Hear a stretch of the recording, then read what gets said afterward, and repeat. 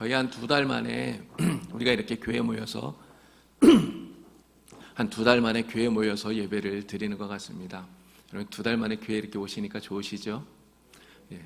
근데 제가 지금 이렇게 보니까요, 우리가 이렇게 거리도 띄워야 되고 또 마스크도 써야 되고 이렇게 예배를 드리는 우리의 이러한 어떤 상황들이 참 너무나 안타깝다, 이런 생각이 듭니다.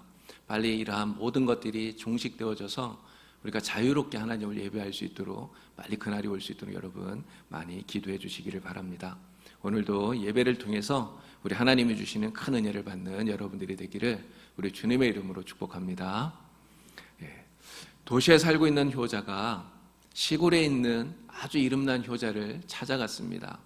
시골에 아주 이름난 효자가 있다는 소문을 듣고 그를 찾아갔는데요, 가서 보니까 이 시골 효자의 집은 다 쓰러져가는 오두막이에요. 그런데 저녁쯤 이렇게 갔는데요, 가서 이렇게 조금 기다리면서 보니까 누추한 옷을 입은 한 청년이 나무를 한 짐 지고 그리고 집에 들어옵니다.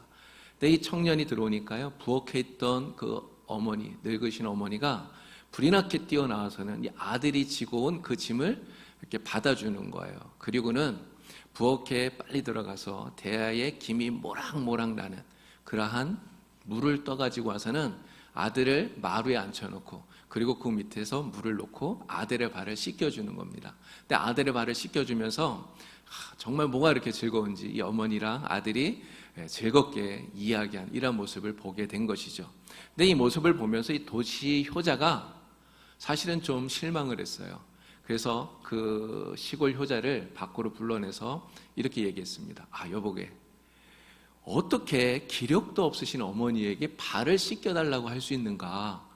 이름난 효자라고 그렇게 소문이 났더니 지금 내가 와서 보니까 다 헛소문이었구만, 이렇게 이야기를 했어요.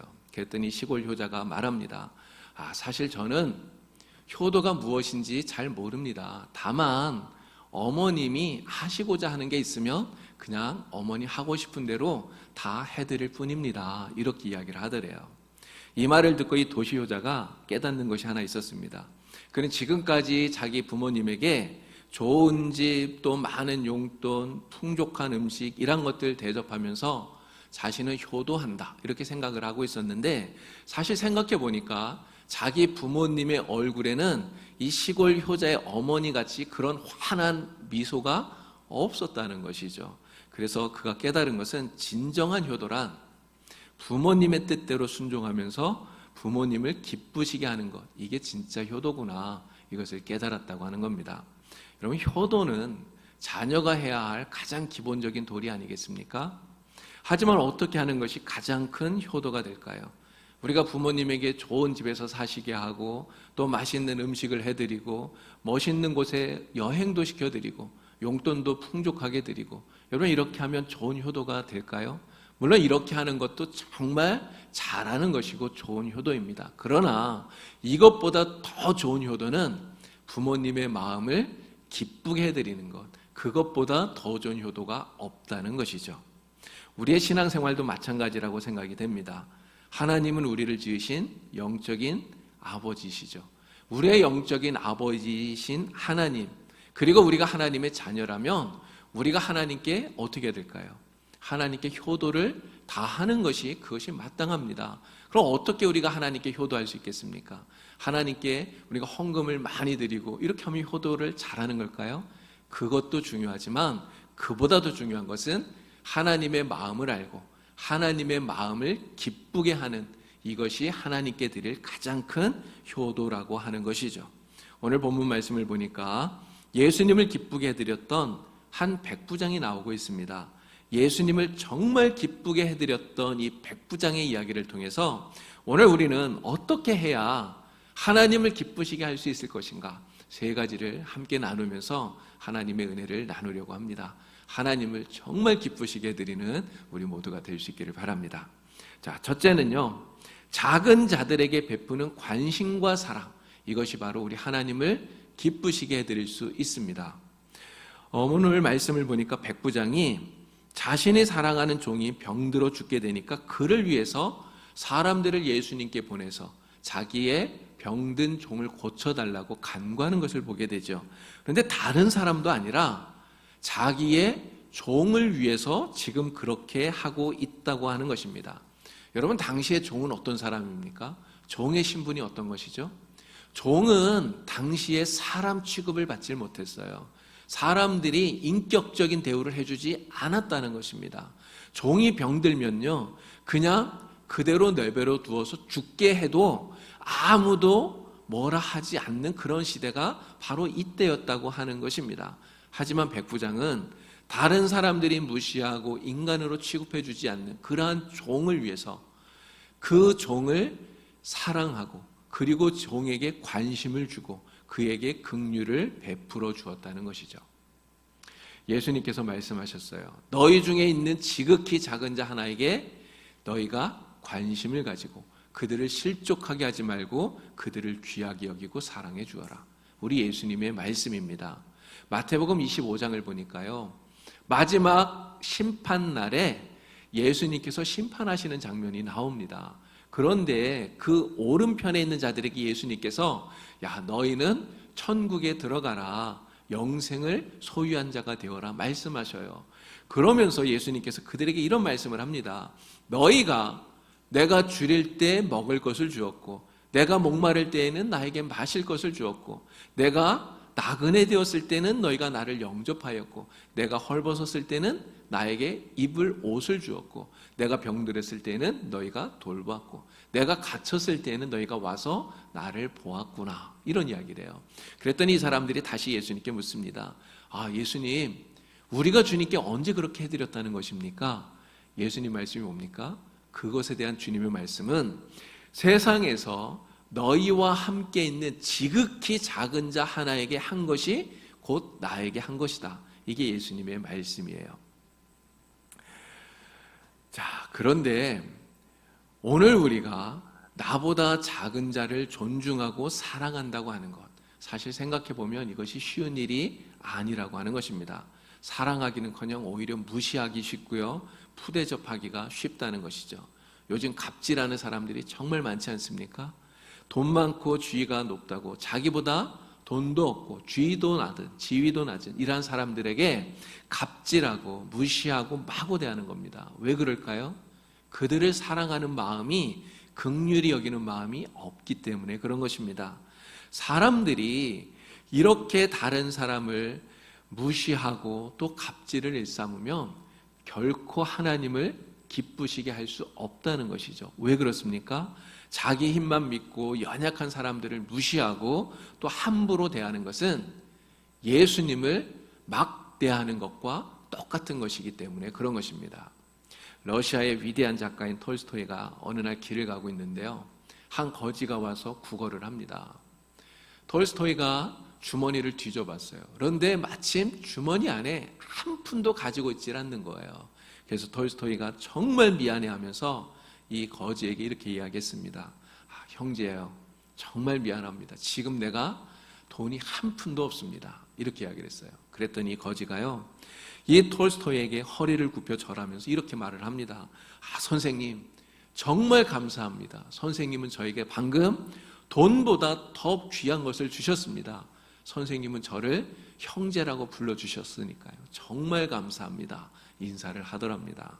여러분, 나보다 더 연약한 사람, 나보다 더 힘이 없는 사람, 나보다 더 작은 사람 무시하지 않고 사랑을 베푸는 이것이 바로 하나님을 기쁘시게 해드리는 것이죠. 저와 여러분 모두가 다 우리 가운데 있는 정말 작은 사람들 귀하게 여기고 긍휼히 여기고 사랑을 베풀면서 하나님을 기쁘시게 해드릴 수 있는 하나님의 귀한 백성들이 다 될 수 있기를 우리 주님의 이름으로 축원을 드립니다. 두 번째는 우리가 행하는 선한 일들, 착한 일들이 하나님을 기쁘시게 해드린다는 거예요. 백부장은 예수님께 자신의 유대인 친구들을 보내서 자기 종의 병을 고쳐달라고 이야기합니다. 그런데 놀라운 것은요, 이 백부장이 보낸 그 유대인 친구들을 보니까 그냥 유대인이 아니에요. 유대인들 가운데 장로들을 보냈다는 것입니다. 여러분, 그 당시에 유대인들은요, 이방인들과 상종도 하지 않았어요. 여러분, 이 백부장이 어떤 사람입니까? 로마인이잖아요. 이방인이라고 하는 것입니다. 이 이방인인 백부장이 유대인들 중에서 특별히 장로들을 친구로 두고 그들을 보냈다고 하는 거예요. 당시의 유대인들은 이방인들과 상종도 하지 않으면서 심지어는 왜 하나님이 이방인을 만들었는가?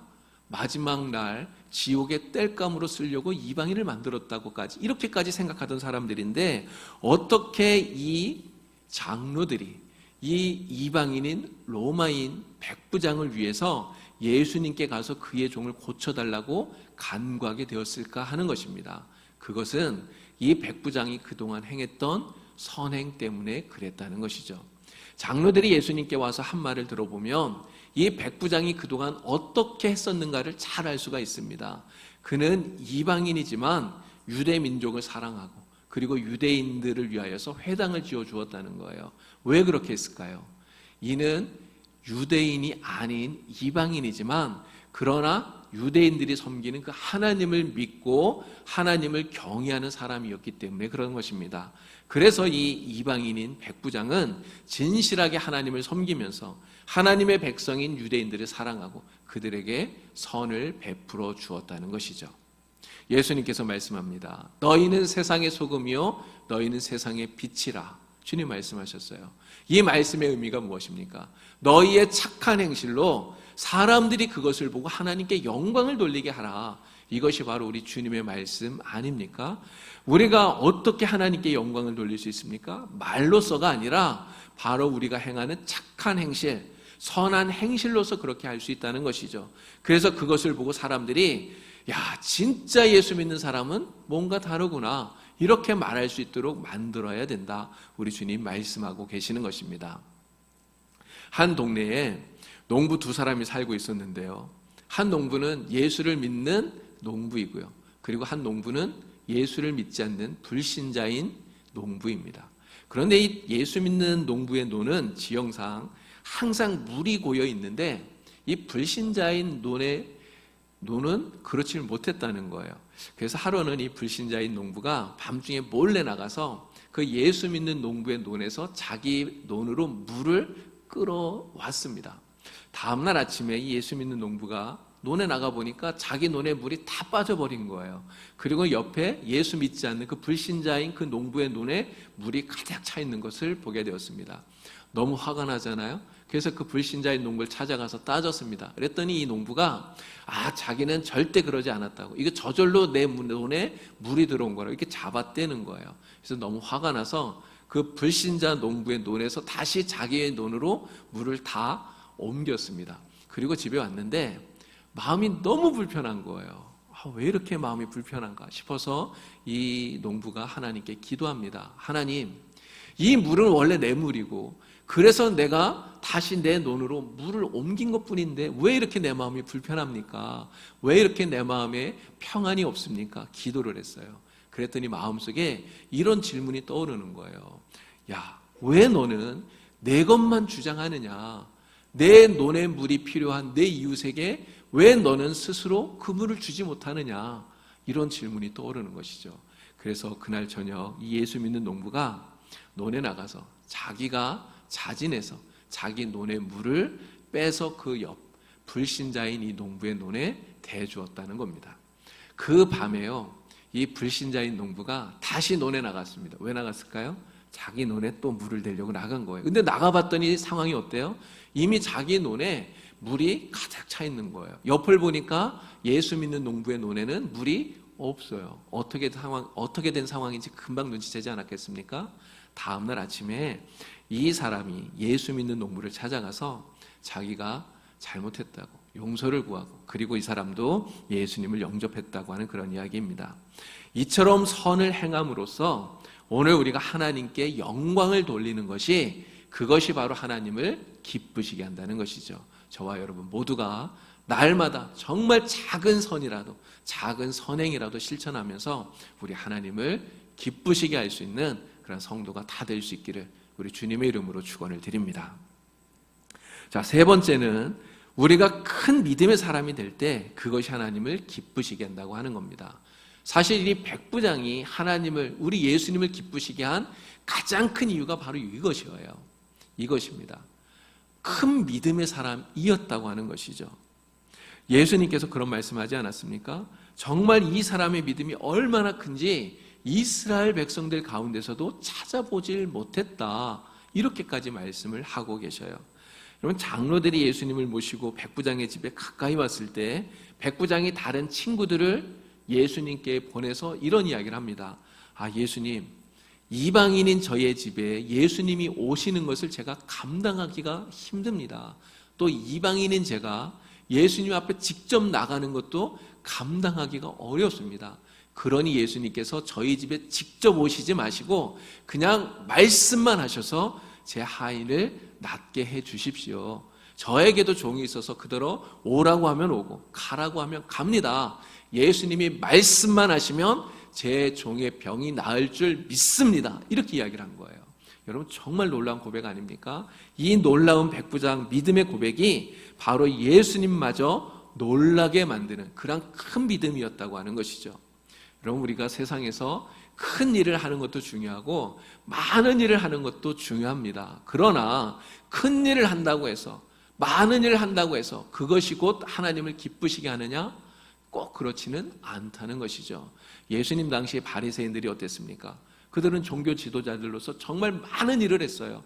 정말 큰 일을 하지 않았습니까? 그러나 그렇게 많은 일을 했음에도 불구하고 예수님께 칭찬을 들은 것이 아니라 오히려 책망을 받았어요. 왜 그랬습니까? 그들은 행위는 많았지만 참 믿음이, 정말 온전한 믿음이 없었기 때문에 그랬던 것입니다. 히브리서 기자는 믿음이 없이는 하나님을 기쁘시게 할 수 없다고 말합니다. 하나님을 기쁘시게 하기 위해서는 반드시 우리 안에 믿음을 가지고 있어야 된다 말씀하는 것이죠. 우리에게서 하나님께서 정말 보고 싶어하는 것이 무엇일까요?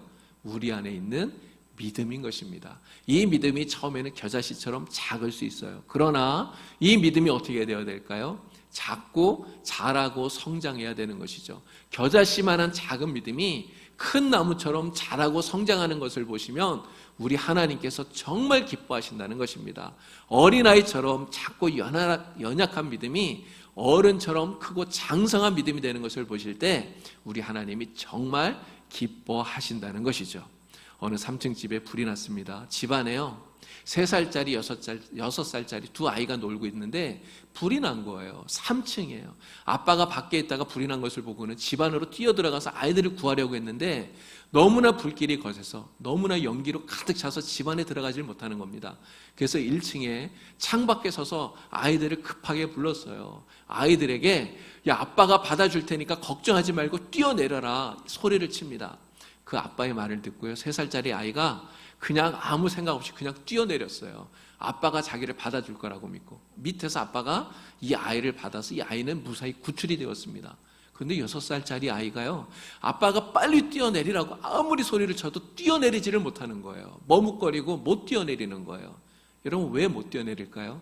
이 아이의 머릿속에 자꾸만 의심이 생겨요. 뭐라고 생각하냐면 아빠가 혹시 나를 못 받아주면 어떡하지? 내가 정말 뛰어내리면 살 수 있을까? 이런 의심이 들었다는 것이죠. 여러분, 믿음이라는 것이 무엇일까요? 참 믿음, 하나님이 기뻐하는 믿음이랑 전적으로 하나님을 신뢰하는 것입니다. 하나님께 나를 온전히 맡기는, 이것이 우리 하나님이 기뻐하는 믿음이라고 하는 것이죠. 하지만 우리가 이렇게 큰 믿음, 정말 하나님을 신뢰하는 믿음을 가졌다는 것을 어떻게 보여줄 수 있을까요? 말로 보여줄 수 있을까요? 말로서만 그것을 나타내 보일 수 있을까요? 내가 믿는다고 말할 수 있지만 정말 말로서만은 우리의 믿음을 온전히 나타내지 못한다는 겁니다. 말로서가 아니라 우리의 믿음을 나타내 보일 수 있는 것은 바로 행함인 것이죠. 행함으로 믿음을 나타내 보일 수 있습니다. 그래서 야고보는 행함이 없는 믿음은 죽은 것이라고 말한 것이죠. 여러분의 그 큰 믿음, 정말 하나님만 온전히 신뢰하는 이 믿음을 신앙생활로 나타내 보이는 여러분들이 다 될 수 있기를 간절히 바랍니다. 여러분의 그 큰 믿음을 이웃에게 사랑과 선행을 행함으로써 나타내 보일 수 있기를 간절히 바랍니다.